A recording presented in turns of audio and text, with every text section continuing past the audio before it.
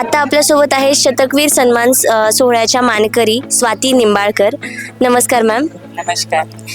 कितव्यांदा शतकवीर होण्याचा हा आनंद तुम्हाला मिळतो?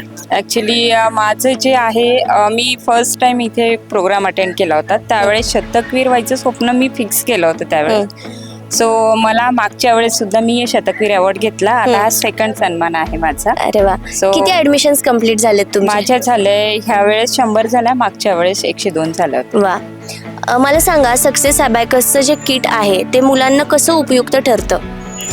सक्सेस अबॅकस किट हे मुलांना खूप बेनिफिशियल आहे, कारण याच्यामधून मुलांना खूप काही त्यांची इमॅजिनेशन पॉवर वाढण्यासाठी खूप मदत होते. त्यांचं काउंटिंग लेवल चांगलं वाढलं जाते. त्यांना इतर विषयामध्ये सुद्धा त्याचा फायदा होतो. तर त्याच्यामुळे बेनिफिट 100% मुलांना मिळतं. बरेच जण म्हणतात की इमॅजिनेशन पॉवर वाढते याच्यामुळे. तर नेमकं काय उपयोग होतोय त्याचा?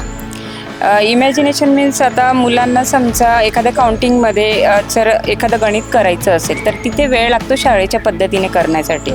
आणि जर अबॅकस टूलच्या साहाय्याने जर मुलांना करायचं असेल तर विदिन सेकंदामध्ये आन्सर काढू शकतो, कारण टूल डोळ्यासमोर ठेवूनच मुलं आन्सर देतात.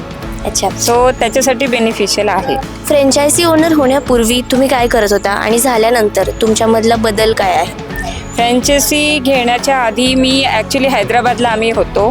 माझं शिक्षण वगैरे MA BEd झालेलं आहे. सो मला सुद्धा काहीतरी करायचं खूप होतं, इच्छा होती भरपूर, पण नाही जमलं ते प्रॉपरली, कारण लँग्वेज प्रॉब्लेम भरपूर होता.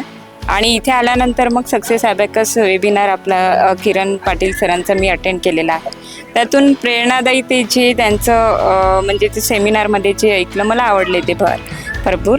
त्याच्यामुळे मग मी डिसाईड केलं मला हे फ्रँचायझी घ्यायची आहे सक्सेस. गृहिणींसाठी हे कसं उपयुक्त आहे, काय सांगाल तुम्ही गृहिणींना? गृहिणींसाठी हे असं उपयुक्त आहे की म्हणजे लेडीज बाहेर न जाता मुलांना सांभाळून, फॅमिली सांभाळून हे वर्किंग करू शकतं. याच्यात इन्कम सोर्ससुद्धा त्यांच्यावर डिपेंड असतं, पण जर कन्सिस्टन्सी त्यांनी केलं तर नक्कीच रिझल्ट येतो.